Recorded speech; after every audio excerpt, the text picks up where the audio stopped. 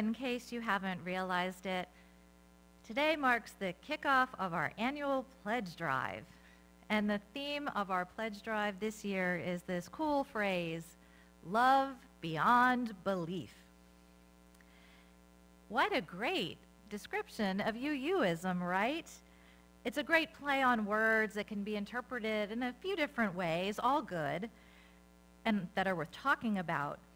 I mean, on the surface, you could say love beyond belief refers to the fact that we draw our circle wide in Unitarian Universalism, just like the umbrella story. Our umbrella is big. We have the ability to welcome and love people of goodwill who have a variety of theological beliefs. We're most concerned about living our best lives right here on this complicated planet, not only just for ourselves, but for others as well. We put love before creed. We put people before creed, and we put deeds before creeds. What is not to like about that? But the phrase love beyond belief is also trademarked. It is actually trademarked, so I'm going to give credit where very much credit is due. The phrase was trademarked by the UU theologian, the Reverend Dr. Thandeka. Thandeka was actually granted her name, Thandeka, by the Archbishop Desmond Tutu, which I think is enormously cool, from one of his indigenous African languages. But she deserves credit for a love beyond belief as well.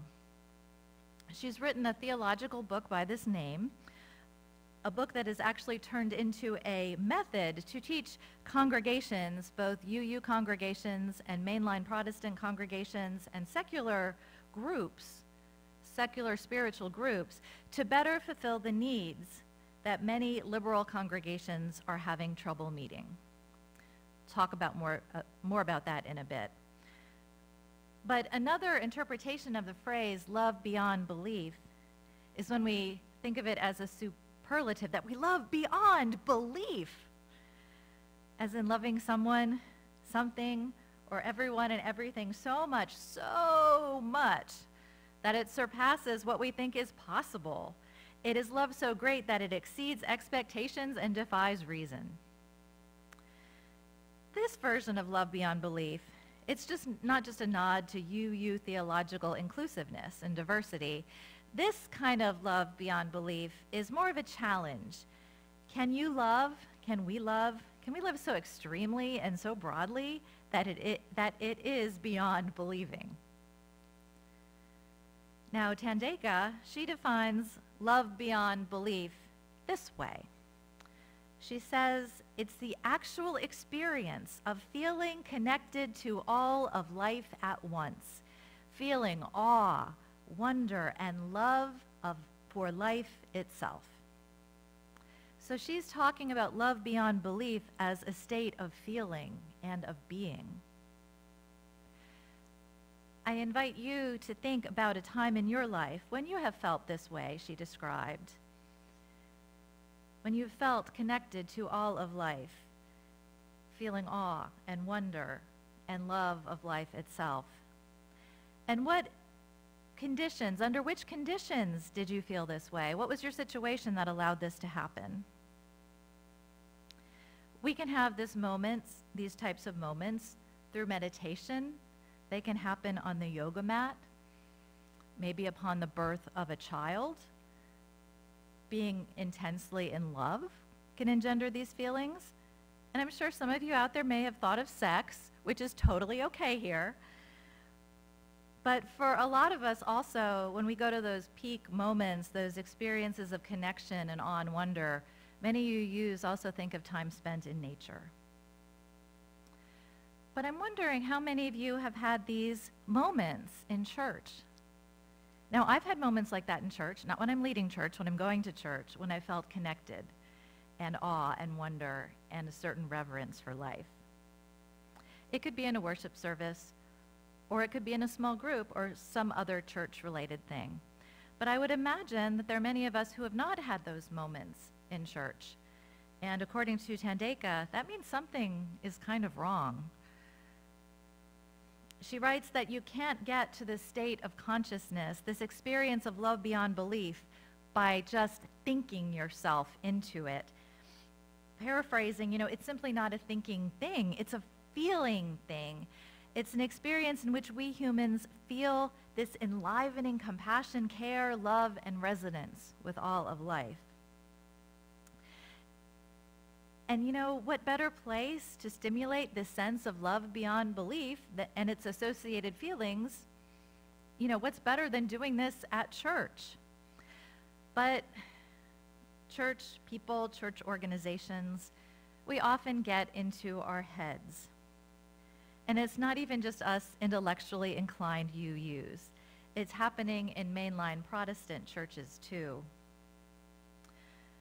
Tandeka sees this as a problem for progressive congregations, describing this as a loss of spiritual vitality, churches lacking the ability to stimulate in people feelings of deep connection to a greater whole, tapping into the wonder of our existence. What would it look like if we felt and lived out our values in our hearts rather than just in our heads? Do you think we'd become more likely to take action? I think that's a very strong possibility. Tandeka points out that more and more people in our country, especially younger ones, identify themselves as spiritual but not religious. And a lot of them identify themselves in terms of religion as nuns, not N-U-N-S, but N-O-N-E-S. But it's particularly the spiritual but not religious people that seem like the perfect recruits for Unitarian Universalism. But yet, almost none have found their way to the UU Church. We know about this giant, enormous generation of millennials out there and how they, in general, are not terribly interested in church. Yet research shows that millennials want emotional support. They want community. They want a safe place to figure things out. But most often, that's not what they're getting when they visit our congregations. When they attend Sunday services, they don't find the emotional connection and sense of community to meet their spiritual hunger. So they withdraw. And millennial activists, to whom Unitarian Universalists would love to appeal to, they're also looking for something a little bit different. They're looking for new racial narratives that relate to their feelings, but they're not getting them in our predominantly white UU congregations. Here are some more facts about the decline of our nation's more progressive churches. Mainline Protestant churches like the Methodists, United Church of Christ, Presbyterian, they actually do still have the most church buildings, but they have the fewest people in them. About 75 on a typical Sunday on average. Less than 2% of these church attending adults are 25 or younger. In a 2006 study, it was found that almost half of America's churchgoers attend the largest 10% of America's churches. So half of America is going to really big churches. And who has the large churches? The largest churches, for the most part, are Southern Baptist, Catholic, or non-denominational Christian. Now, my personal question has always been, why do people want to go to these churches when the theology is so oppressive and so narrow? Like, why do they keep doing that? And I'm afraid my personal answer, which I hate to admit, is that there are needs getting met in those places. And most of those needs really have very little to do with theology. Perhaps these are some of the same needs that liberals and progressives are not meeting. Through our church culture, we're not meeting them. Through our worship style, we're not meeting them. And in the way we relate to one another, we're not meeting them. Sometimes I believe in our own liberal and rational thinking and our determination to push back against orthodox religion. We, the progressive churches, accidentally threw out the spiritual feelings of awe and wonder out with the misguided theology that doesn't serve us. In other words, to really stretch a metaphor to places I probably shouldn't stretch it, the spiritual baby went out with the orthodox bathwater. And in my own experience right here in Corpus Christi, I find that most new people who come through our doors are spiritual seekers more than anything else. Sure, it's absolutely fine and wonderful to come through our doors, to make friends, to socialize, to do justice work, or any number of things. But nowadays, it seems people are looking for that intangible thing, that intangible feeling. And now I'm pretty sure what that thing is called. It's called love beyond belief. People want to have those feelings of compassion and care and love and resonance with all of life, and awe and wonder stirred up within them. And if you're concerned that I'm just talking about all these feelings of woo-woo, kumbaya, it's about more than that, just generating feelings, because these feelings are important. They're an important part of our humanity.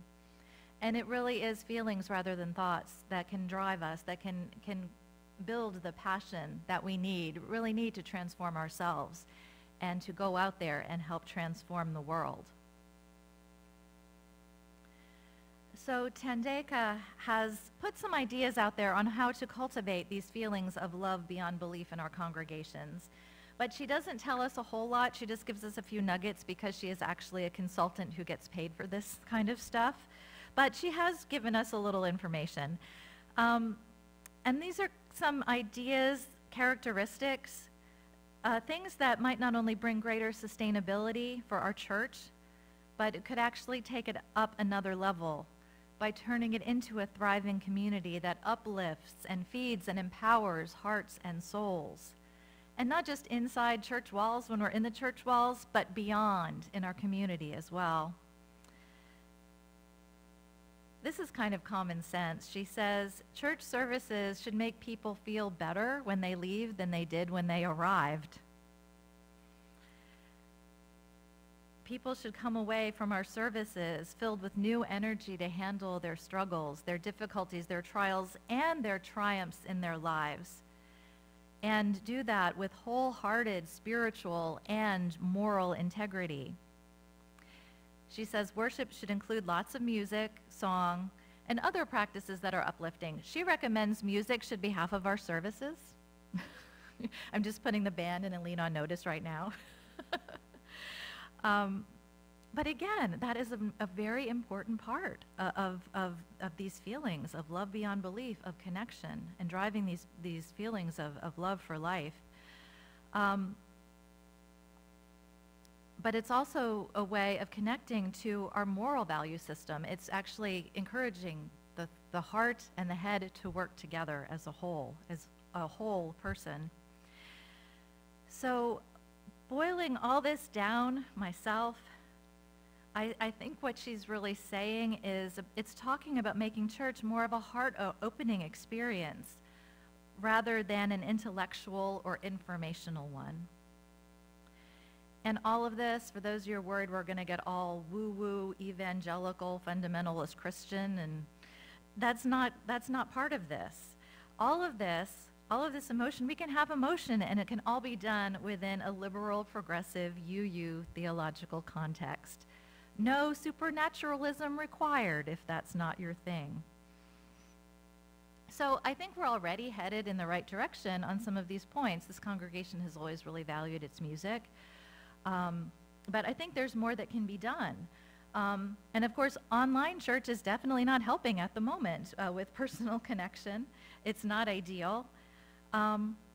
But I would love to hear from you what kind of open-hearted, heart-changing church would look like and feel like to you.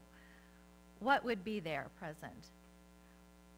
What do you think in you would engender these feelings? Let me know the ideas that maybe Thandeka's work might have inspired in you. Now, when I look at our mission statement, our church mission statement, I'm pretty hopeful. It's almost like we're primed to love beyond belief. Our mission is all about growing in spirit and faith, and it's about inclusion and justice and loving kindness. It's almost as if our church had a precognition of of Thandeka's work. But I think more likely, she's simply correct in her research about what people in progressive churches are seeking today, or people attracted to progressive ideals are seeking today. And it appears like that's what turned up in our mission statement. That need turned up right there. So today, as we begin our annual pledge drive, I invite you to think about what this community means to you. And according to the means you have available, consider giving as generously as you can. Now, this is our second annual pledge drive done under pandemic limitations.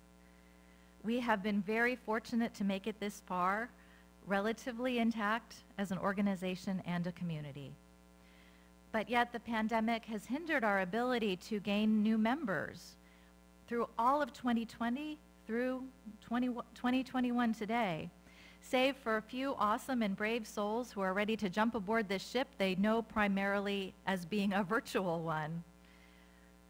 And sadly, we've also experienced a large number of deaths in the congregation since the pandemic, although none of those deaths were related to COVID.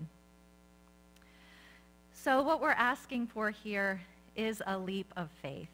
We're asking for some love beyond belief. We are asking you to pledge as if the church will be running full throttle on January 1st, 2020. Now, I hope it's running full throttle before then, but it's too soon to know for sure. So please pledge so that we can have a budget that allows us to return to the level of activities we offered before the shutdown. Help us with the resources we need to grow our church and become that spiritual oasis, that place of love beyond belief, a place that there are people out there who so desperately need it. You know, it is a really hard world out there, right? And I think many of us feel like it's just getting harder, you know, between the political environment and the pandemic. I mean, the world is full of too many traumas to name.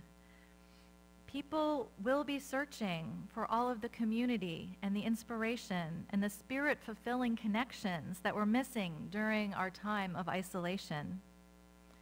Help make sure that U2C3 is still around and still intact, and even better yet, in prime position to welcome spiritual seekers and support them in their search for connection, truth, and meaning.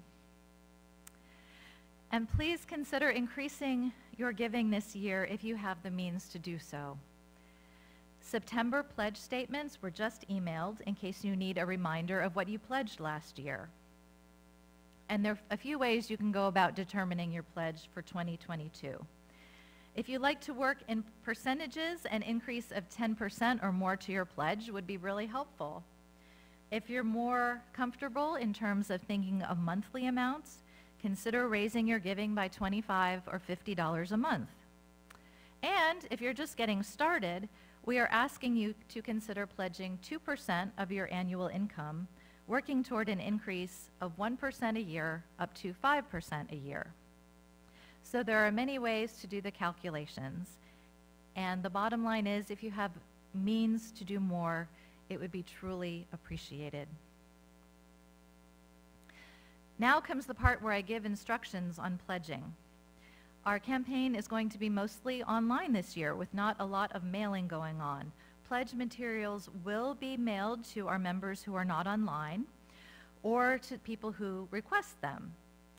But the fastest and easiest way to pledge is to go to our website, uucorpus.org/pledge, and this will also be in the chat information. Here on this page, you can find an online form to enter and submit your pledge. There is also a printable pledge form if you would like to print it and mail it back. There's also an electronic contribution form if you would like to print it, fill it out, and mail it back. That is if you would like to set up automatic monthly contributions from your bank account. For privacy purposes, that's why you need to mail it in. But first, it's best to check out our pledge drive brochure. It has a suggested giving table located in it. Do that first, and then make your pledge. Now, with all those logistics out of the way, or most of them anyway, I'd like to say thank you in advance for your generous and quick attention to your pledge. Our pledge drive lasts the whole month of October, but it goes faster than anybody ever realizes. Because once October is over, it is budgeting time. Every dollar you pledge will help boost up the amount of activities the church will be able to accomplish next year. If you turn in your pledge promptly in the next week or so, you will also save our volunteers from having to make follow-up calls to you. I think that in and of itself is an act of love beyond belief. Getting your pledge in promptly and those wonderful souls who actually volunteer to nudge people to make their pledges. Your quick response will lighten their load significantly. And today, right after church, there will be a Zoom meeting for anyone who wants to talk to church leaders about the pledge drive and other related things. They will be there to answer questions and provide instructions as necessary. The Zoom link for this meeting that starts a few minutes after church ends is in the chat, and it is also in your e-news from Friday. So with all that out of the way, I'd like to leave you today with one of my favorite stories about the kind of generosity that can happen when one is able to love beyond belief. Once upon a time, a thief snuck into the room of a sleeping Buddhist monk. As the burglar rummaged about, the monk awoke. Realizing he had been seen, the startled thief ran away into the snowy streets, with the monk racing after him, saying, "Please stop!" The man finally stopped, realizing that the monk, his pursuer, was really no threat. The monk gasped after running, "You'll need this, you'll need this," handing the thief the monk's own coat.